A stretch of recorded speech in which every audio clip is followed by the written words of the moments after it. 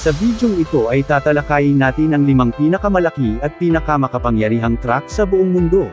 Ang mga malalaking bagong henerasyong truck na may higit sa 700 lakas kabayo at may kabuoang timbang na higit sa 20 tonelada, na ginagamit upang maghatid ng mabibigat na kargamento sa mga highway sa buong mundo sa iba't ibang sektor. Mayroong maraming iba't ibang uri ng mga sasakyan, ngunit ang pinakamalaking pamilya ng truck sa mundo ay isa sa kanila. Ang bawat kumpanya ng truck ay may sariling mga kinakailangan, at bilang isang resulta, ang ilan sa mga sasakyan ay lumaki ng napakalaki na natatakot kaming makita ang mga ito ng personal. Narito ang isang listahan ng top 5 biggest trucks in the world, kaya naman kung handa ka ng makinig ay maghanap ka na ng magandang pisto.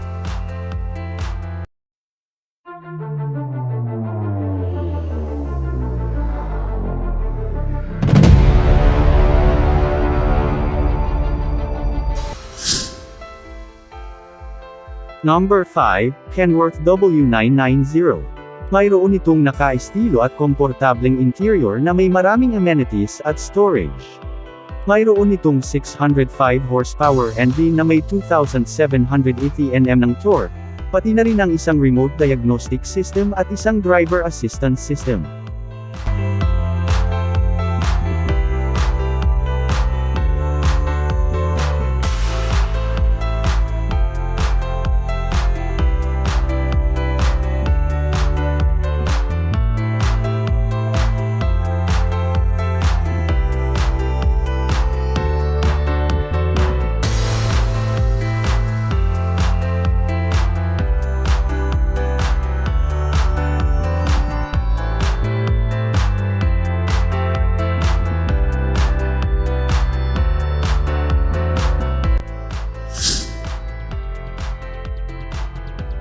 Number 4, Terex Bucyrus Mount 6300 AC Dump Truck. May kapasidad na tindig na 320 meter, ang Terex 3319 ay isang 3-axle, ultra-glass, rigid frame, diesel AC electric haul truck na ginawa ng Terex subsidiary ng General Motors noong 1973, 33 hanggang 11 lamang ang naitayo kaya malayo na ginagawa itong pinakamalaki at pinakakakayahang sasakyan sa buong mundo sa loob ng 25 taon. Nabawi ang 33 hanggang 19 pagkatapos ng 13 taong tungkulin at ngayon ay permanenteng nakadisplay sa Starwood, BC bilang isang tourist attraction.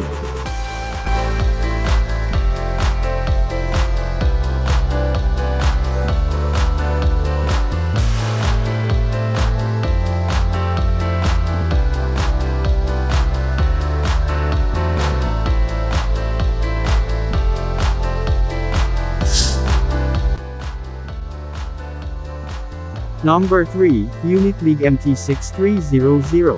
Isa sa nangungunang 10 pinakamalaking truck sa mundo.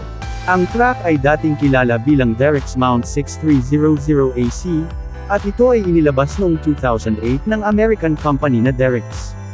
Matapos bilhin ni Caterpillar ang Bucyrus noong 2011, ang MT6300 AC ay pinalitan ng pangalan na Bucyrus MT6300 AC at naging bahagi ng Caterpillar Unit League Series.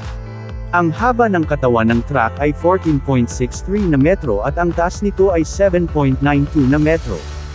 Ang truck ay pinapatakbo ng isang 20-cylinder na 4-stroke na diesel engine na may rated power output na 3,750 horsepower. Ang sasakyan ay may pinakamataas na bilis na 64 na kilometro bawat oras.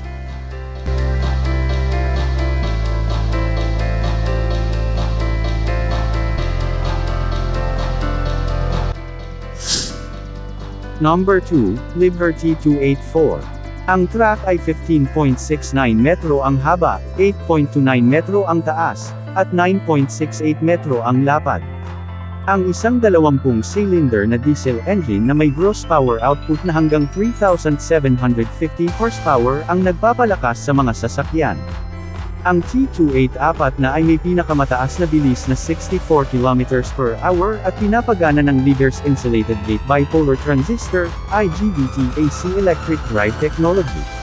Sa payload na 363 tonelada, ang Liebherr T284 na ay isang ultra-class na haul truck na dinisenyo at ginawa ni Liebherr. Ang mga truck, kasama ang Caterpillar 797F at Unitrug Mount 6300, ay ang pangalawang pinakamalaking mining truck.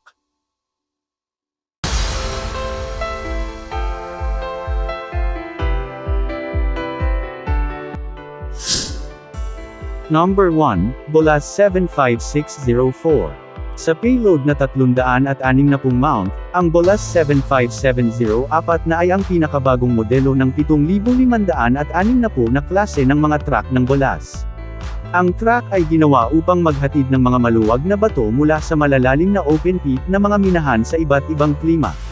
Ang Bolas 75604 ay may haba na 15.4 metro, taas na 7.47 metro, at lapad na 9.42 metro.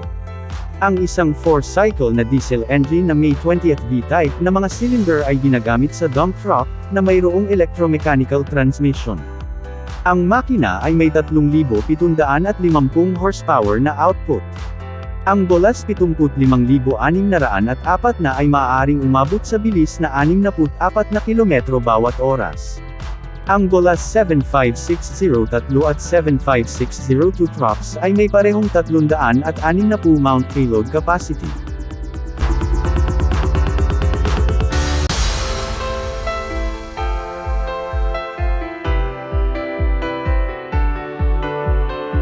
Kung nagustuhan mo ang bidyong ito ay huwag mo kalimutang mag-like at mag-subscribe para lagi kang updated sa susunod kong mga video.